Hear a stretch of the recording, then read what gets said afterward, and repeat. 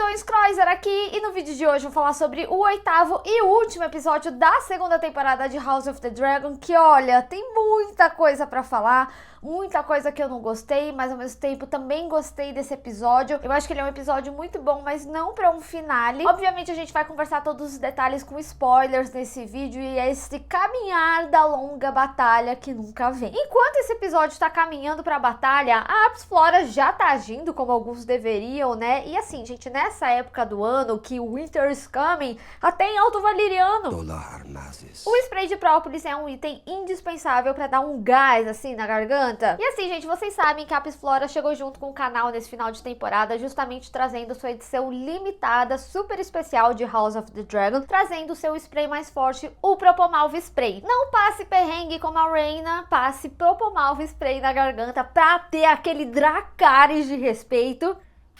Dracarys! Você vai ganhar até o respeito do Robovelha. Até porque só o Propomalva é um antisséptico com 7 ativos naturais ideais, que são própolis, malva, sálvia, tanchagem, alcaçuz, eucalipto e menta. E justamente essa combinação de ativos naturais oferece uma ação anti-inflamatória, antisséptica e emoliente para cuidados com a boca e a garganta. E olha, a gente tem muito o que falar desse episódio de hoje, então vai ser de uma excelente ajuda para gravar esse vídeo. E obviamente tem cupom de desconto para vocês, é NATCroiser30.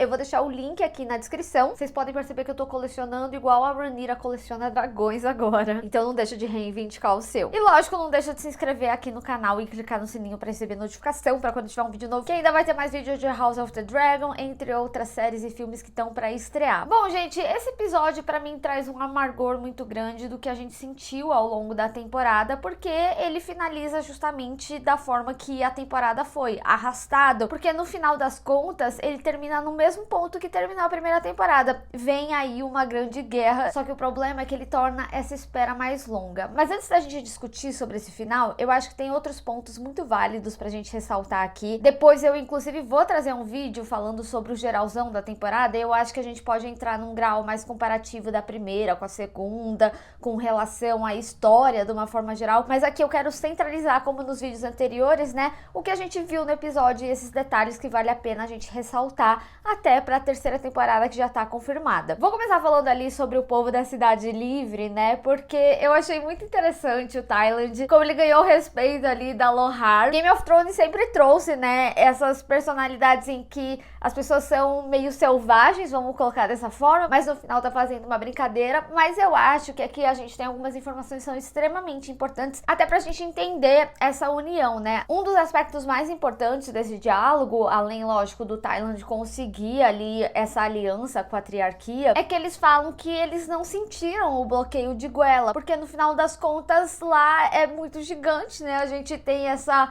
noção da imensidão, principalmente em Game of Thrones. Então eles estão numa situação confortável ali, que eles mesmos falam, né, vocês precisam mais da gente do que a gente de vocês. E aí eles pedem por Stepstone, só que a Lohar tem que aceitar também. E é engraçado porque no final das contas, como um bom Lannister, né, ele queria ficar só ali no vinho, ser bem recepcionado e não foi o que aconteceu. Mas eu acho que é válido falar também que ali na cena, né, ele trata ela como igual, e além disso impõe um respeito. Então é interessante porque esse episódio ele traz muitos espelhamentos. Então, do lado dos verdes, eles têm ali a conquista com a triarquia, e a gente também vê o Cole indo em caminho a Harrenhal, né? Ele tá no meio da floresta porque são 15 dias para chegar em Harrenhal, e já a Rhaenyra tem mais dragões, e também temos a cena ali do Daemon. E além disso, né, esse episódio ele deixa muito claro, principalmente quando todos estão indo para a batalha, os lados que se formaram, né? Então a gente tem ali os Hightower também caminhando por lado dos verdes, os Lannisters, né, o Jason ali, ele já passou a caminhar, já pro lado dos pretos tem os Starks, além, né, de Harrenhal. Então, tirando a parte dos dragões, né, que inclusive é o que traz a loucura ali pro Aemond, eles acabam tendo lados muito equilibrados quanto à batalha. Pena que só fica nisso, né, que a gente não vê o que a gente realmente queria ver nessa temporada. Mas o que eu acho válido falar é principalmente quando a gente tem a percepção do Cole, né,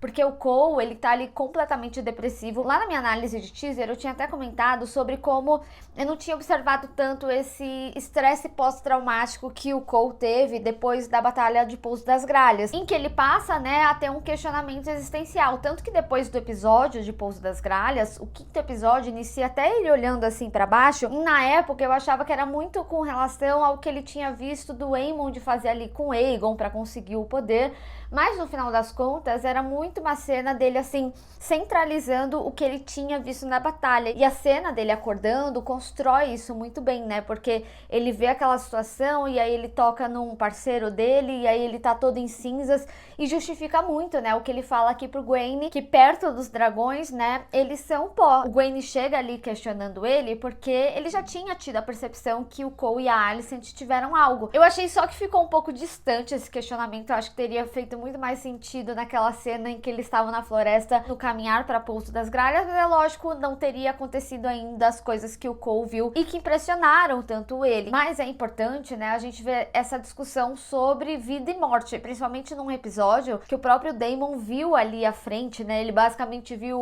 as temporadas de Game of Thrones, que é isso, que a gente tá acompanhando essa parte da história, então a significância deles é muito pequena, e eu acho que o Cole ele tem esse senso quanto a batalha, o que é a batalha dentro da dança dos dragões, né? Então quando a gente repensa, por exemplo, a cena dele terminando com a Alicent, nem foi tanto com relação a poder, mas muito mais relacionado a isso que ele falava, que a Alicent era o norte dele, né? E é interessante que ele cita dois momentos que ela salva a vida, que um seria aquele momento em que ele confessa pra Alicent jovem, na primeira temporada, que ele tinha dormido com a Rhaenyra quando a Alicent estava questionando se ela tinha dormido com o Daemon, já que ele era o guarda real, né, dela, ele teria visto alguma coisa, mas como ela ia falando muito aberto, né, ele achava que estava se referindo a ele, então ele acaba revelando que sim, que eles tiveram lá aquele momento e que isso provocaria a morte dele. E o outro momento depois foi no casamento da Rhaenyra com o Laenor, né, em que ele foi pra cima do Joffrey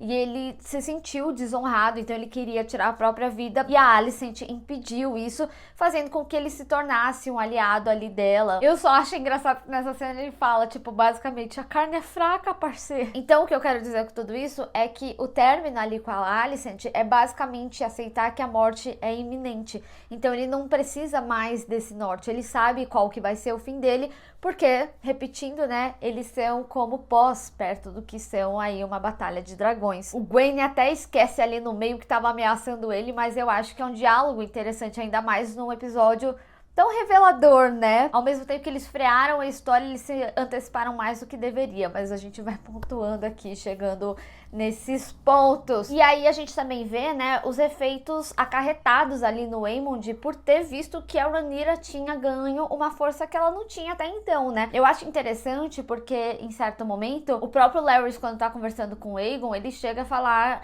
que o Aemond, ele sempre acreditou que ele tinha uma força muito grande e com isso ele percebe que ele não é invencível, né? Isso é muito interessante porque o Aemond, ele sempre foi construído na força e eu acho que essa segunda temporada construiu isso muito bem nele, né? Porque foi até o que eu tinha falado em alguns vídeos anteriores, em que eles pegam uma característica dele, criança, em que ele sofre um bullying ali, e aí ele responde com o poder, reivindicando a Vhagar, que é o maior dragão, é um dragão super difícil, a ponto de colocar em risco o próprio irmão, né? Porque ele sendo regente, ele tem todos os poderes possíveis ali, né? E por isso ele coloca fogo ali em Ponte Aguda, porque simplesmente ele quer demonstração de poder. As atitudes do Aemond sempre são relacionadas a isso, a ele demonstrar poder. Então, a morte ali das pessoas nada mais é que uma demonstração de poder. E por isso, né, tem tanto aquela conversa com a Alicent, em que ela fala que ele tá indo por um caminho completamente errado, que só traz morte, aniquilação e não um direcionamento concreto, o que faz muito sentido, porque até então os verdes, eles estavam sendo muito estratégicos, e ter uma atitude assim é completamente oposta a isso, porque inclusive você muda a percepção do povo, né, sobre a coroa.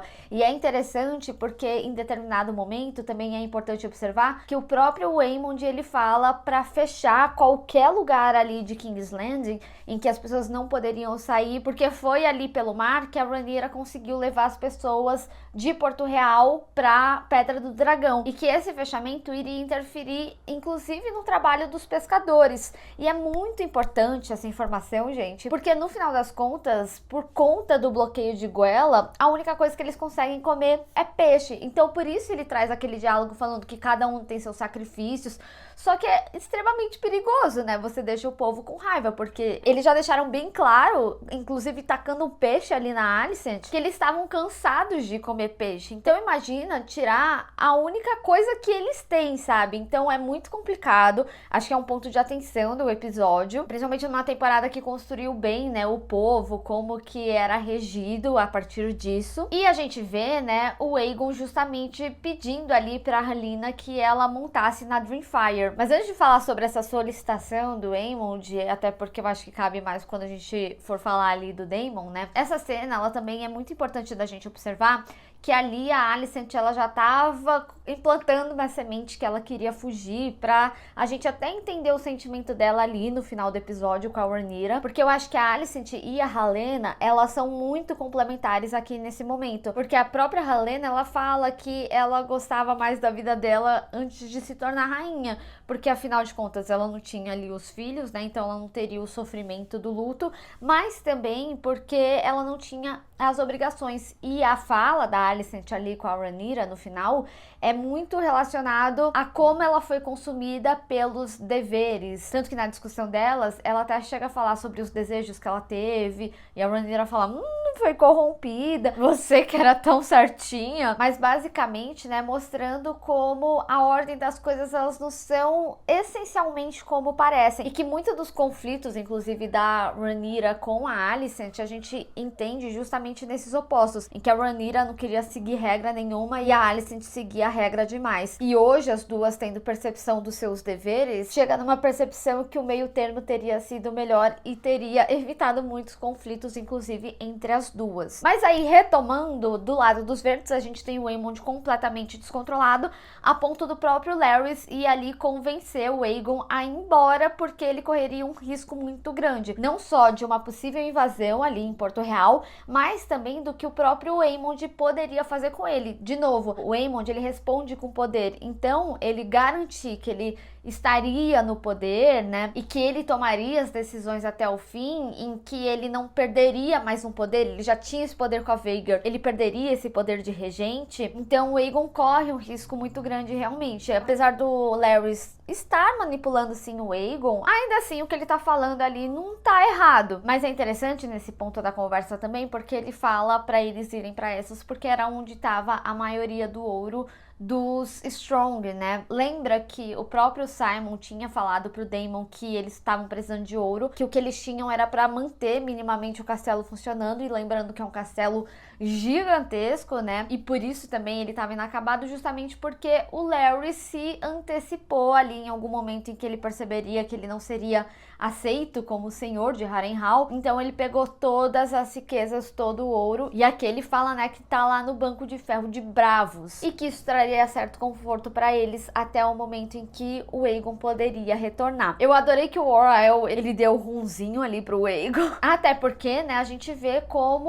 o próprio Aegon, ele não aceita toda essa situação, ele fala muito sobre a condição física dele, mas também, gente, a revelação das partes dele, coitado. Eu confesso que eu fiquei genuinamente com dó. E um ponto importante também é a confirmação da morte da Sunfyre. Lá no 5º episódio, até gerou uma discussão aqui no canal, porque eu tinha falado que eles afirmavam que a Sunfyre tinha morrido, porque inicialmente eles falam, ficaram alguns guardas lá, porque ela tava ferida, mas depois a Rhaenyra no episódio, ela já falava, a Sunfyre morreu. Mas aqui nesse episódio eles reafirmam, então é só um ponto a ressaltar, a série já tinha deixado isso claro. E outro aspecto que eu acho interessante também aqui é porque, como a gente acompanha bem separado na narrativa os verdes e os pretos, a gente acompanha perspectivas diferentes, e a gente pode sentir isso quando o Larys fala sobre os dragões da Rhaenyra, porque quando ele tenta convencer ali o Aegon, né, a ir embora, ele fala, você quer o quê? Que a Rhaenyra venha com seus 7 dragões aqui? E depois o Corlys, na conversa com a Rhaenyra,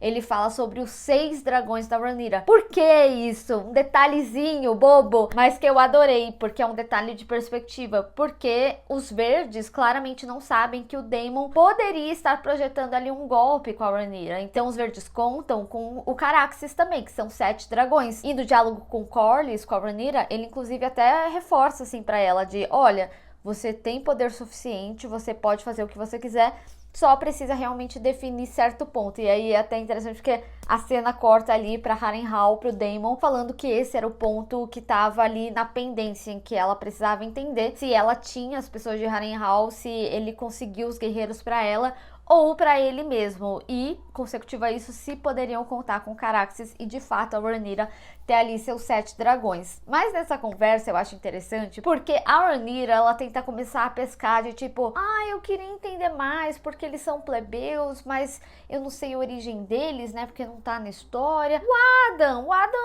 você é a única pessoa que eu conheço que pode falar um pouco do histórico dele. E o Corlys dá uma desconversada de tipo assim, não sei, eu sei que ele trabalhava pra mim, sabe? Mas o que eu acho interessante desse ponto também é que em determinado momento ele fala que ele nunca tinha prestado atenção no Adam e que ele se arrependia disso. Isso é até importante pra gente ter o entendimento da conversa com o Aline depois, né? Essa conversa do Aline eu acho ela super potente porque ele simplesmente joga tudo em cima do Corlys. Até porque assim, gente, o Corlys realmente ele só foi prestar atenção nesses meninos quando ele perdeu tudo. Ele perdeu os filhos, ele perdeu a mulher, e aí eles é o que ele tem agora, porque a Rhaena, por exemplo, tá distante, e a Baela mesmo já diz que ela não é sal e mar, que ela é fogo e sangue. Então o Corlys, ele tá nesse momento desolado, sozinho, e o Corlys sempre conversava muito com a Rhaenys sobre a continuidade Velaryon, né? Então sim, ele tem uma percepção muito grande do erro dele de nunca ter prestado atenção neles, ainda mais no momento que eles são extremamente importantes, porque eles estão vivendo agora, né? Pô, um filho teu reivindicou dragão, isso é algo extremamente foda, sabe? E o Aline, ele é extremamente íntegro. Então, por isso que essa cena ela é muito interessante entre os dois, porque o Aline, ele é tão íntegro e tão fiel que o fato dele responder o Corlys e não aceitar os comandos dele, né, de você tá dispensado e tal, mostra o quanto que ele tava tão engasgado com aquelas coisas dentro, né, porque passou até mesmo de uma característica extremamente importante dele. E o Aline fala exatamente isso, ele fala que enquanto eles passavam fome, ele tava trabalhando, ele tinha que ver os filhos reais ali com casacos e cheio de riquezas, comendo docinho depois de comer um banquete, né? Então é muito forte, principalmente quando a gente tem a conversa do Aline e do Adam, em alguns episódios anteriores. O Adam, ele é mais novo, né? O Aline, ele já tá cascudo. E não é fazendo um trocadilho com o seu sobrenome, mas pelas coisas que ele viveu. É muito interessante ver como, mesmo os dois sendo irmãos e experienciando a mesma coisa, eles têm perspectivas diferentes. E eu gostei dessa construção aqui. Então, eu acho que essa cena é extremamente importante. E aí, retomando o Corlys e a Rhaenyra, é aqui que começa a desandar um pouco, porque a gente já teve a construção da Rhaenyra no sentido de não sei o que eu faço, e aí pessoas vão morrer, eu quero evitar a guerra e sei lá o que. E aí ela começa a agir, né, faz ali a semeadura, inclusive agir por conta própria, que foi impulsionado ali pela cena final do 6º episódio, só que aqui ela retoma esses questionamentos. Aqui o Corlys deixa muito claro, falando ali pra ela, olha, agora é o momento de agir, Rhaenyra, vamos agir, a gente tem essa vantagem. O Aemond já tá loucaço lá, antes que eles consigam planejar alguma coisa. Isso que eles nem sabem da triarquia, né? Então, muito provavelmente, se o Corlys soubesse, ali já ia estar tremendo mais na base. Mas ele alerta sobre outros aspectos, como a Tessarion. A gente vê ela voando, eu achei que a gente podia até ver o Daemon, mas não vimos, só vimos realmente aquela cena do trailer, que ele até faz um comparativo com o Vermax, que são dragões novos, e nessa cena ele também complementa essa relação de possivelmente a Helaena montar ali a Dreamfire, que é um dragão bem grande, né? Ela tem o mesmo aspecto que os dragões da Daenerys. Inclusive, é muito parecido na fisionomia, vocês forem perceber bem. E aqui, né, tem um ponto importante sobre a Helaena não gostar de montar, que nunca foi do feitio dela. E é interessante esse comparativo, né? Porque a gente tem aqui a Dreamfire, que é um dragão muito mais experiente, mais velho, mas ao mesmo tempo diz muito quem é o montador. Então, por exemplo, a Helaena, ela não gosta de montar, né? E o Tessarion, apesar de ser jovem, o Daemon seria seria um bom montador. Então é sim um risco e seria dragões que agregariam, né, a essa resposta da Rhaenyra. E a Rhaenyra, né, ela até revela falando que ela acreditava que justamente por ter essa demonstração de força,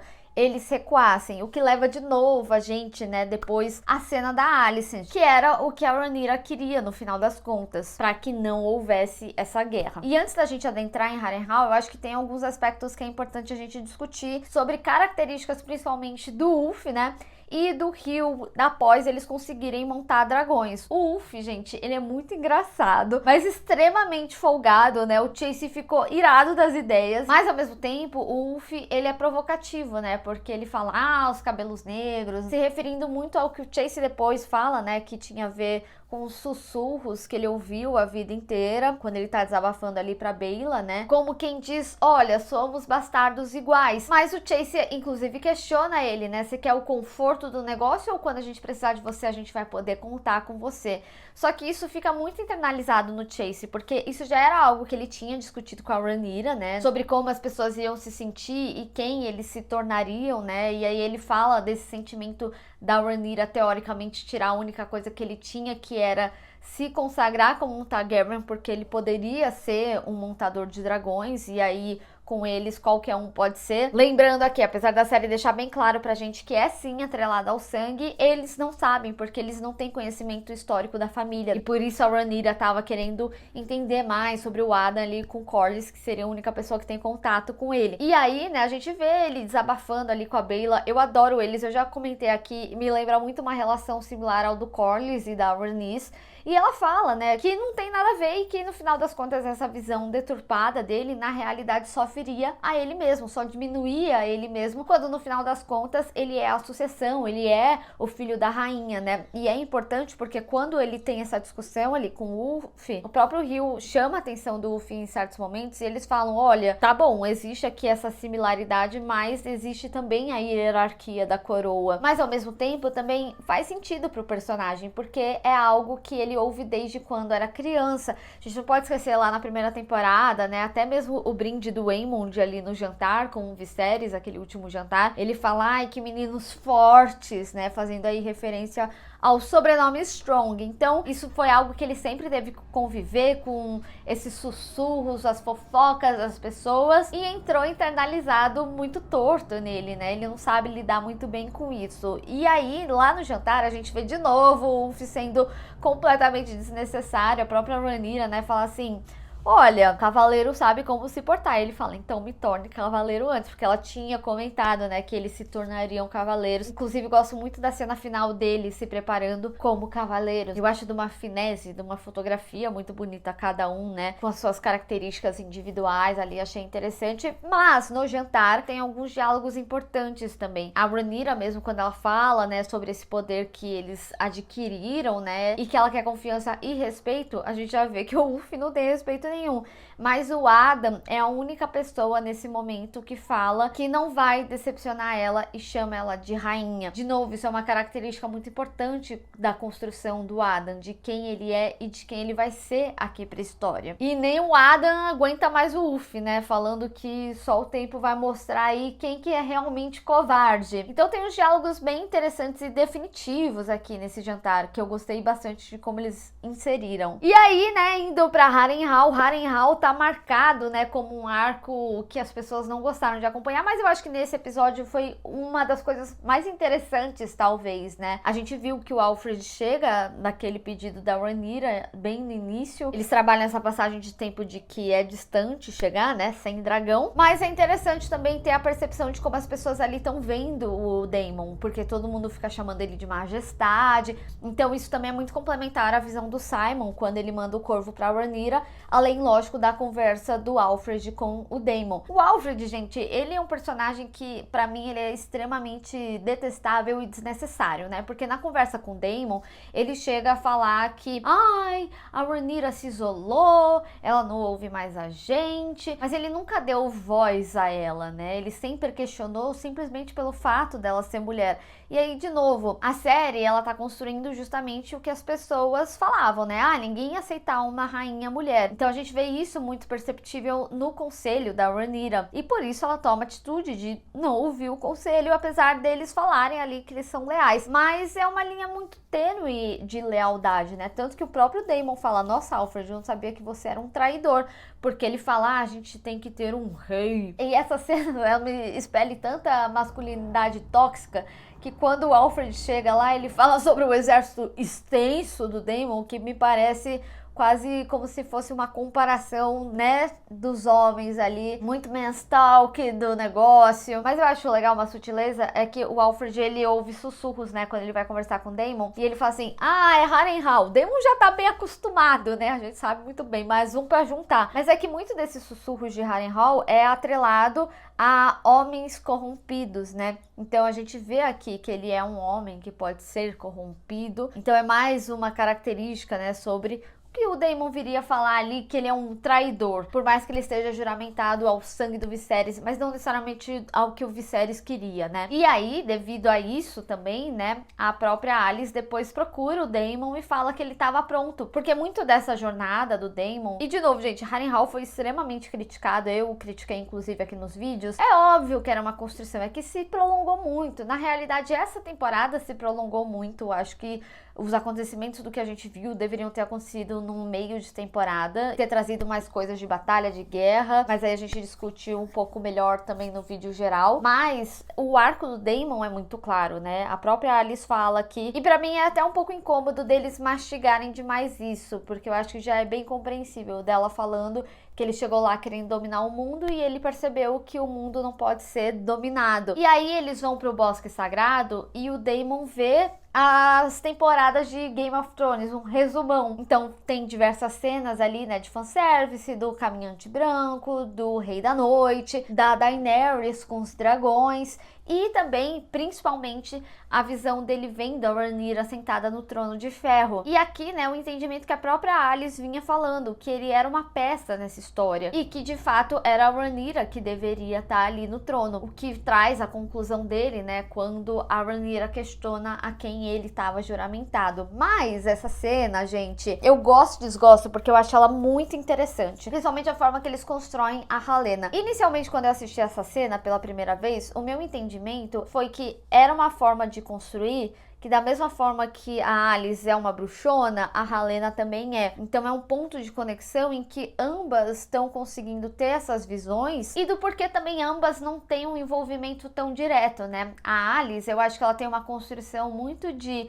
olha, eu me faço útil, eu tenho a minha importância, mas eu não necessariamente tenho um lado, tipo assim, eu não sou fiel a você. E a Helaena, né, quando a gente tem a conversa ali com o Aemond, por exemplo, ela mesma fala que não faz diferença o que ela fizer ali no meio do caminho, porque a história tá escrita. Mas é interessante porque a Helaena, aqui nessa cena com o Daemon, ela fala a mesma coisa que a Alicent tinha falado, que o Daemon só faz parte da história, que nem eu tinha comentado aqui. Mas eu também fiquei refletindo se, por esse ponto de conexão, a Helaena não estava, de certa forma, induzindo os pensamentos do Daemon, porque até então acreditava eu que era a Alicent. Por isso que eu falo desse ponto de conexão, de mostrar que as duas são equivalentes, né? Porque a própria Alicent também tinha diálogos assim com o Daemon. Tipo, ele sonhava com a mãe e ela falava: ah, você teve problemas com a sua mãe, né? O que deixava bem claro que ela estava induzindo essas situações. Mas, ao mesmo tempo, aqui ela faz uma indução ao Daemon, porque ela fala que ele sabe qual que é o papel dele,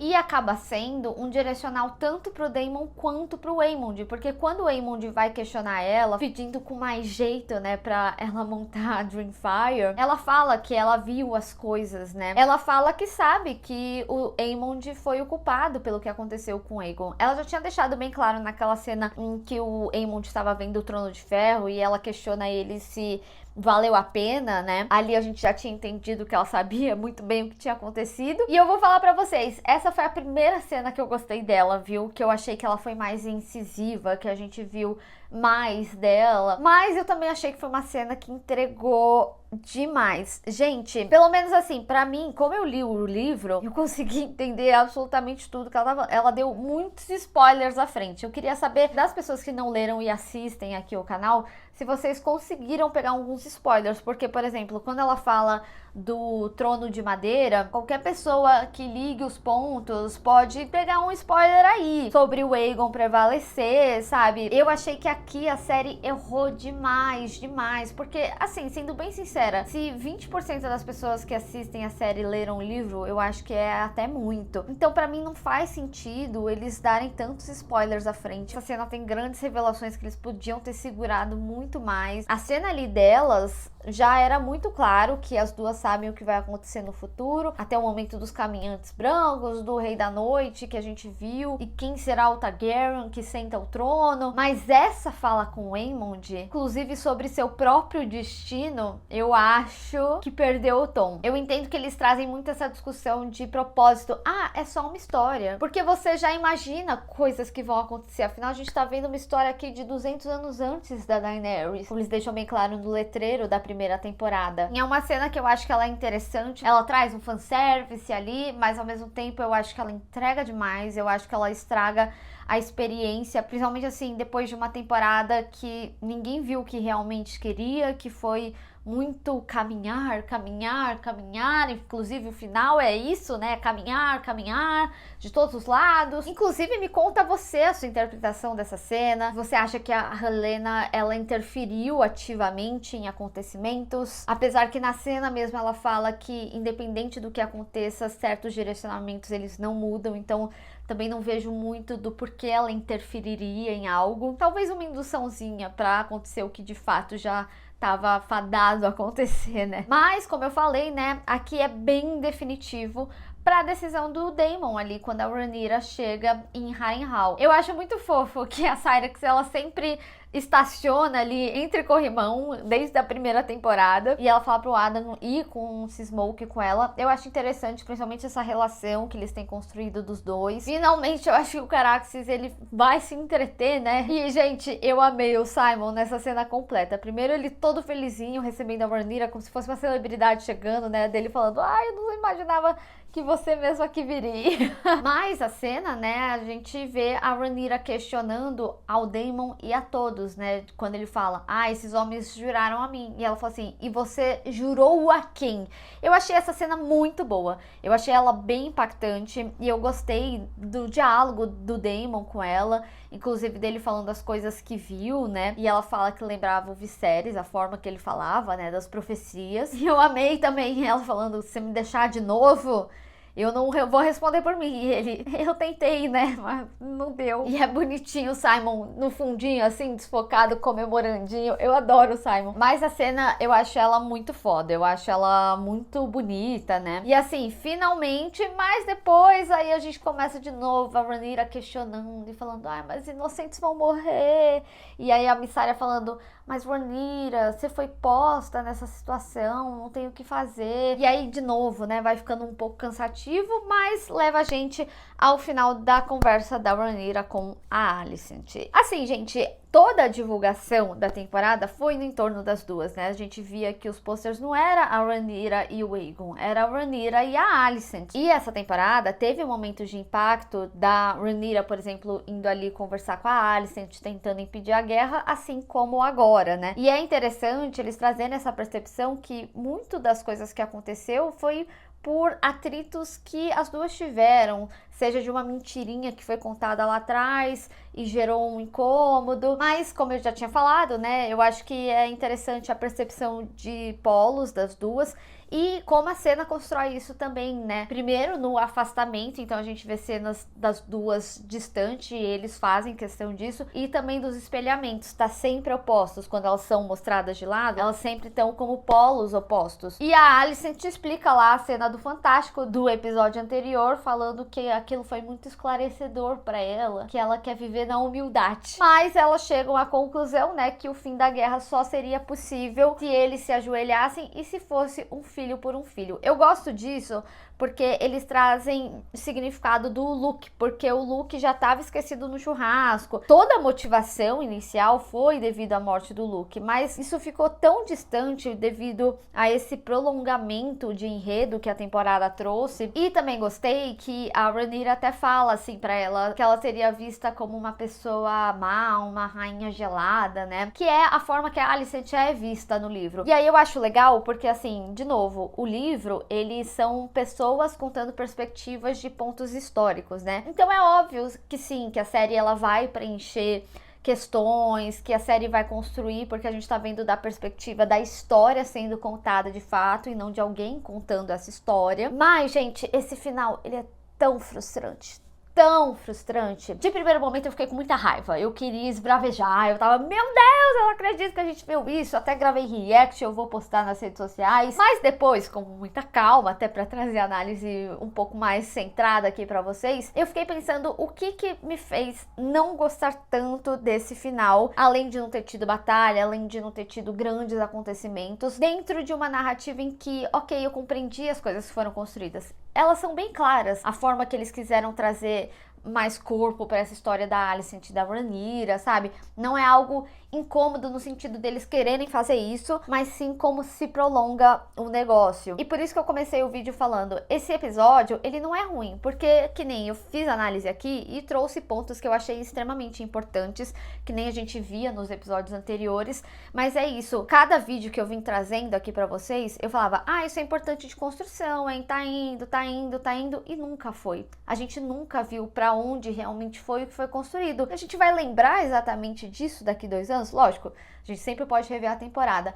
mas o que eu quero dizer é que ele foi um episódio que ele é um bom episódio, fotograficamente é lindo, sabe? Então é até interessante essa sensação da Rhaenyra e da Alicent, né? Que a Alicent, ela quer ser livre, e a Alicent até fala assim, vamos juntas, tipo, sabe? E a Rhaenyra fala, não, meu lugar é aqui. Então, quando a gente tem as cenas gerais, né? Primeiro que a gente tem o espelhamento das duas, a gente tem a cena da Rhaenyra no horizonte, mas dentro de algo extremamente fechado, porque é ali que ela pertence. Ela tá atrelada àquela história, àquele dever. A Alicent, ela tem esse desejo de ser livre. Então, ela é vista nessa mesma proporção, só que no horizonte aberto. É isso, as cenas elas são bonitas, elas são bem construídas, mas era pra ter mais um episódio. Não era pra ser o season finale, principalmente num season finale que acaba exatamente igual à primeira temporada. Gente, não existe isso. Tipo assim, eu acho que é isso que traz uma frustração tão grande quanto a jornada, em que você, beleza, tô entendendo, tá construindo, eu vou passar até certo pano em alguns momentos aqui, mas pra onde que tá indo? Pra mesma coisa que eu já vi ali, em que eu queria batalha, e aí a espera, ela se torna tão longa, porque a gente esperou 2 anos pra ver essa temporada, e a gente vai esperar mais 2 anos pra ver o que a gente realmente queria ver nessa temporada, então é uma espera de 4 anos, e é por isso que eu falo sobre a construção. Tudo bem, a gente pode rever, mas eu acho que muito vai se perder porque era para ser uma metade de temporada o que aconteceu aqui. Era sim para existir uma construção, mas não era algo para uma temporada inteira. Então, essa indecisão da Rhaenyra se prolongou muito, o Daemon e Harrenhal se prolongou muito, essa relação de Alicent e Rhaenyra de ser pontuada ali no meio, depois ter aqui no final de novo. Gente, é isso, eu entendo a proposta que eles quiseram dar esse enfoque nessa relação, mas não era um enfoque de uma temporada inteira. E é legal porque eles trazem uma característica da Alicent, porque sim, a Alicent sempre teve seus interesses próprios, e eu acho que essa cena deixa muito bem, porque ela concorda em dar a cabeça do Aegon dentro de algo que ela mesma criou, porque ela que teve todo o entendimento errado ali da fala do Viserys, então ela tá cansada de uma conspiração que ela fez parte. E aí a Rhaenyra, né, também ela fica nesse, não quero derramar sangue e tal. Eu entendo que eles querem trazer características dos personagens que no livro é mais simples, como eles são vistos, né? Tipo, a Rhaenyra é muito mais sangue no olho, a Alicent é uma megera, e eu entendo que ninguém é extremamente mal, ninguém é extremamente bom e tudo mais, mas às vezes as coisas elas podem ser mais simples. E assim, eles deixaram absolutamente tudo pra terceira temporada, sabe? Até a situação ali da Rhaena, né, que ficou cortando o episódio. E eu entendo, de novo, eu entendo a relação da cena que é pra mostrar. Primeiro que assim, ela não planejou nada, né? Então ela sofreu à toa, mas é pra demonstrar ali como ela se sacrificou pra fazer jus a um dragão selvagem aceitar ela. Então assim, foi uma temporada que não entregou nem, por exemplo, a Raina montando o Robovelha. Inclusive, eu amei o Robovelha. Tadinho, tão magrinho. E eu acho que ele me deu até mais medo que o Vermithor, pra ser sincera. Mas é isso, é tipo assim, a Raina vai montar um dragão? Existe um dragão? Não vemos se ela vai montar. Eu entendo a justificativa da cena, que eu acho que é uma construção, inclusive, parecida com a do Vermithor ali, né? De... Pô, o Rio, ele falou, calma, ele aceitou a morte, ele peitou ele salvou alguém, toda a construção da cena. Então a Raina, pô, por que que os outros não deram e esse aqui vai dar? Então teve que ter uma construção de jornada, de sacrifício. Ela quase morreu, dormiu no frio, ficou sem comer, tava sem beber água. Cara, ela tava num castelo, ela podia ter pego uma boquinha. E assim, gente, é óbvio, guerras não acontecem do dia pra noite, mas você não termina o ápice sendo equivalente ao outro. Você tá satirizando o público, porque você tá de novo falando... Vem aí batalha. A primeira temporada, gente, eu inclusive lembro eu e todos os youtubers falando, vem dança dos dragões. Cadê essa dança que ninguém viu? Só viu o meme da Rhaenyra com o Aegon lá no Twitter. Tô brincando. E assim, eu fico questionando muito como que a produção achou que ia ser genial tudo isso. Eu acho que é muito louco, principalmente quando a gente tem produções muito incorporadas, assim, é que tudo dá muito trabalho. Então você vai vendo em recortes enquanto você tá gravando e fala assim, nossa, olha essa cena, que nem, eu vou usar o Sangue Queijo de exemplo, que eles colocaram maior ênfase, que era uma cena absurda e tal, porque realmente eles gravando ali devem ter falado, caraca, nossa, que pesado, mas dentro do contexto como um todo, não teve impacto, não gerou impacto a construção. Eu acho que eles ficam muito com a sensação, e inclusive eles até fizeram um monte de behind scenes de cada episódio, né, que olha, foi tão trabalhoso que as pessoas vão ver o nosso esforço, mas o resultado final não entrega o que a audiência realmente queria ver, ou o que foi prometido à audiência, porque eu acho que nem é uma visão errônea da audiência em querer ver batalha. Foi construído o que seria isso. E a gente tem uma finalização igual, simplesmente igual ao que foi a primeira temporada. Vem aí uma grande guerra. E aí eu retomo até pra falar sobre essa cena da Rhaenyra e da Alicent, porque é uma cena que é uma construção, ela é bonita, ela é bem construída, mas não leva a nada. Porque a gente vê depois, quando todos estão caminhando para os seus destinos, o Aegon foi embora. Então você sabe que esse combinado já não vai dar certo. E eu entendo que essa cena também é uma motivação para que a Rhaenyra vá ali para Porto Real. E não seja só eu vou para Porto Real. E assim, né, é um episódio bonito. A cena do Ulf, do Rio e do Adam como cavaleiros é linda. As cenas centrais, os espelhamentos, a música crescendo. E esse que é o lance, tá assim, tá crescendo, e você não tem o que você queria, que é a batalha, mesmo que fosse 10 minutos ali. Aí tem a revelação, né, que o outro tá preso ali e tal. A gente já viu aí, né, que nem sempre ser muito inventivo com Game of Thrones é algo funcional. E essa temporada se comprovou isso mais uma vez. Enfim, eu acho que esse final de temporada contempla o que foi uma grande prolongação, não entregando o que as pessoas realmente queriam ver. Enfim, gente, assim... é uma decepção, é realmente uma decepção perto do que foi construído na primeira temporada. Olha, gente, hoje falamos aqui. Meu parceiro me ajudou muito, minha garganta agradece. Não deixem de conferir a edição limitada de Apis Flora. O link tá na descrição, tem cupom de desconto pra vocês. E eu quero saber de vocês o que vocês acharam desse último episódio e o que vocês acharam dessa finalização de temporada. Vamos discutir. Bem, pessoal, espero que vocês tenham gostado desse vídeo. Não esquece de deixar o seu gostei e compartilhar nas redes sociais. Inclusive, me segue lá, se inscreve no canal e clica no sininho pra receber notificação pra quando tiver um vídeo novo. Te vejo no próximo. Tchau!